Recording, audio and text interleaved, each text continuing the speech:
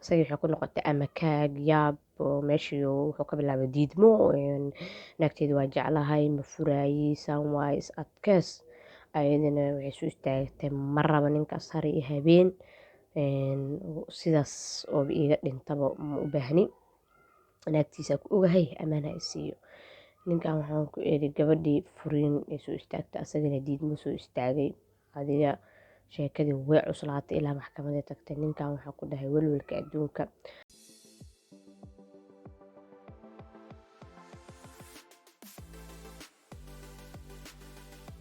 asalaamu calaykum waraxmatullaahi wabarakaatuh asxaabta ku xiran umusuuna waa idin salaamay meel walbood joogtaan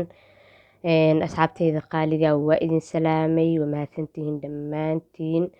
intii cusub iyo intii hore ila joogtaba muqlaal adigana haddii aad tahay haddii ay kuu tahay yacni markii kugu horeysa oo janalkay kusoo gaaro ama muuqaalkaygaba ama hore aanu daawo jirtay fadlan ka mid noqo asxaabteyda maanta waxaa idin wadaa muuqaal kale oo cusub iyo qisooyinkeenin alxamdulilah caajiskii iyo tacbaankii alaa iga qaaday hargab iska socdo walaahi karoona leh waa iska dheh marka alxamdulilah waxaa waa sheedaan xanuunsanin qisadeena aa u guda galne qisadan waxay ku socotaa labada qiso hore uu usoo sheekeeyey waa laakiin si fiican loo daawanin oo kasoo cabateen qisadan waxaa waaye ninkan wuxuu ilaahay ku maneystay ama ilaahay siiyey gabar wanaagsan diinta aada u taqaana aada u qurux badan maasha allah kadib ilaahay wuxuu kala siiyey labadooda 3 gabdhood alxamdulilah gabadhan waxay ahayd macalimad oo iskuulka khaasatan gabdhaha waxbarta alxamdulilah gurigeeda iyo macalinimadeeda wixeeda dhan waa isku wadatay labadooda way iskabi jireen famil isjecel kala dambeeya ixtiraam leh ay ahaayeen gabadhan gabar waxay ahayd ahlu taqwa oo diinta si fiican u taqaanto oo dhowrsan oo maasha allah ninkeeda iyo ilmaheeda u fiican alxamdulilah adiga markii 20 sano ee noloshaas heegalaaska ay ku noolaayeen kadib ayaa waa taqaanaa nimanka waxaa ku dhahay hadda waxaa layidhi ninkii warheene meeqa naagtan ag fadhidaa naag ma iska ag joogay adiga maxaa ku dhacay ma naag kaleeto guursatid naag kaleetaa la fiiriyaahe hal naag lama ag joogay bal dhaqaaji camal ninkii adi waraa lagu shubay warkii waa lagu celceliyey bili-aadankan haddii wax lagu celceliyo marka dambeet wuxuu isleeyahay waxaa la sheegay bal wax kaa ka jira soo tijaabi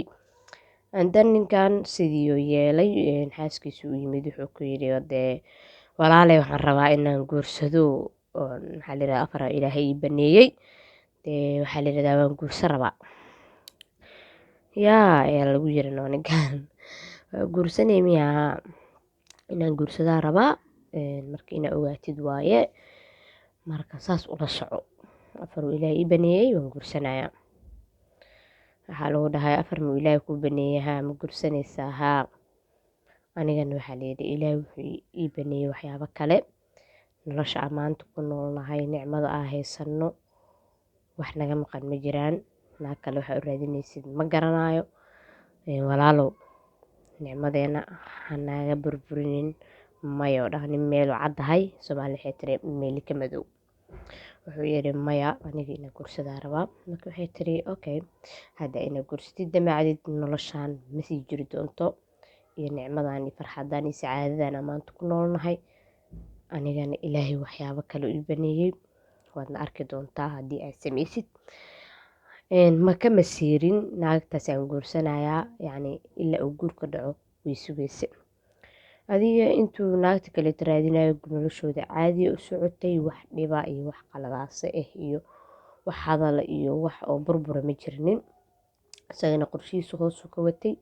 kadib adi magaalada waa iska waray waxaa lasoo sheegay inuu naag ama gabar doontay qisooyinkan carabta waaye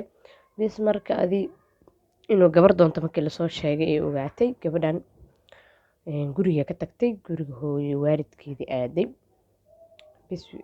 ilmihiina way uga tagtay 3 gabdhood ninkan marka wuxuu isdhahayaa dee qoftaan 2 beri 3 beriya maqnaane iska soo laaban doontaa camal adiga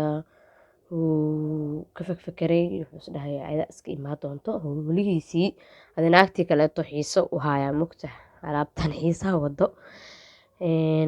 naagtiisii kaleeto iska sii xiiseynayay barogaraamkeedii uu watay adi naagtii si weyneed oo intaas u sano isla soo noolaayeen oo waxaan ku iri noloshaay galaaska isla soo mar oo isla soo dhaco isla soo kufay oo waxaan ku iri nolosha la kabeyday oo kor ula qaadayday oo waxaan ku iri hadhicin hajabinta lagu wada noolaay ayaa waxaa dhacday in ayadiyo waxaan ku iri lasoo raali garaynin oo laga daba teginin inuu inta baxay shahrul casal naagtii kale la galay.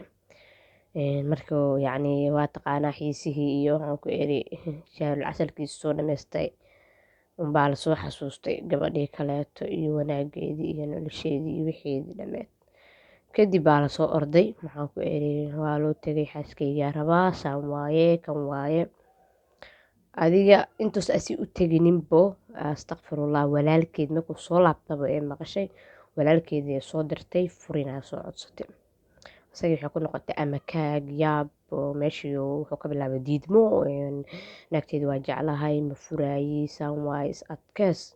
ayadana waxay soo istaagtay ma raba ninkaas har iyo habeen sidaas ooba iiga dhintaba ma u baahni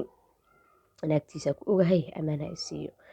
ninkan waxaan ku iri gabadhii furiin ay soo istaagtay asagana diidmo soo istaagay adiga sheekadii way cuslaatay ilaa maxkamaday tagtay. ninkan waxaa ku dhahay welwelka adduunka naagtii kaleeto iyo asagiina maxaa u dambeeya waxaa ku iri noloshii ku adkaatay waxaa ku iri naagtan dhan lama jeedo lagama fakaraayo intee u socotaa lama dhahaayo intee ka socotaa lama dhahaayo tii hore laga fakaraya. naagtii labaad oo guursadabo inay joogto inay maqan tahay maba kala yaqaana miirkiisuu maqan yahay. naagtii yaabay ku noqotay nin iska maqan oo iska fakarayeenoo ayada dhanba inay socoto inay jirta aana kala ogeyn. naagtii kaleeta maskaxda uga qufula naagtii weyneed oo ka daba ordaa haddeertaanoo nicmadiisii soo xasuustay markay xiisihii iyo wixii ka dhammaadeen. adiga calaa ay taxaal sheekadiisa u socotay oo naagtii kaleetana intana dab uga shidan yaha waxaa dhacda warkii magaalada waa la wada qaadahay in asxaabtiisii ku celceli jirta naag kalaa la guursadaa nin kamida oo saaxiibkiis ah oo naag qabinin ee sheekadii gaartay. oo gabadha haddana waa taqaanaa nimanka waa laisku sheekeeyaa naagtiisa saan waaye way fiican tahay waa kan adiga naagtiisa wanaagiisa gorbo uga sheekeeyey unba wuxuu maqlay hebelkaas inuu warkii ogaaday yaabay ku noqotay wuxuu guusasay wuxuu isdhahay hebelkii yaa warkii ogaaday naagtaadii asaa guursanaayo waa ku dhammaatay. saasoo meesha ka bilaabay maseer hor allah yaa oo wuxuu u jeeda jirin uu ka maseeray adii ciddii u cararay wuxuu dhahay naagteyda u baahanahay wax allaale wixii rabtaa sameynaa si allaale see rabtaa u yeelaa waa idin baryaa xaaskeyga u baahanahay kan waaye saan waaye waxay soo istaagtay maya ilaa maxkamad laysla tago oo furiin lasoo dhaho meeshii waxaan ku dhahay gabadhii saas ku kala dhammaadeen. tii labaadoo usoo jeestay waxaa ku dhahay tii labaadna ayadana haddee naagaa la rabininoo nolol loo heynin waaye ayadana sidii ku furay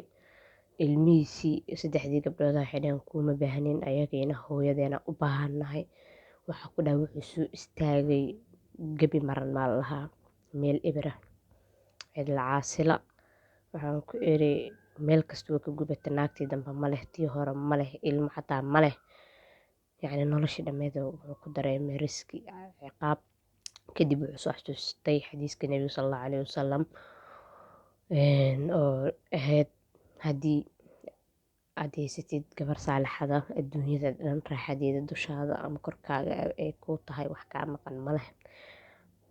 waxaa ku iri markaasuu iska walbahaaray yacni anaa gurigeyga dumiyey anaa nolosheeda ku dheelay ma fakarin. marka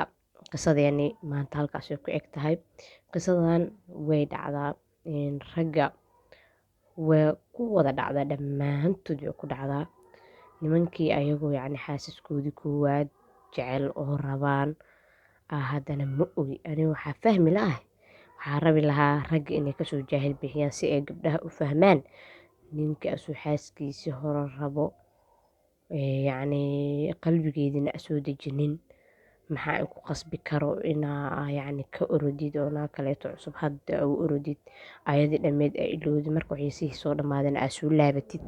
maxaa kugu qasbi kara aduu samey kartid inaad gabadhan walaashaa aa dejisid qishna waa idiin soo wadaa wiilalow oo yacni gabdhaha maseerka aa uga yarey kartiin ama gebi ahaanba uga baabi'i kartiin asalaamu calaykum waraxmatullaahi wabarakaatu muuqaalada sheergareeya inta aan ku kulmi doono videogan videoga xigo ama qisadan qisada xigtan waxaa idin leeyahay asalaamu calaykum waraxmatullaahi wabarakaatu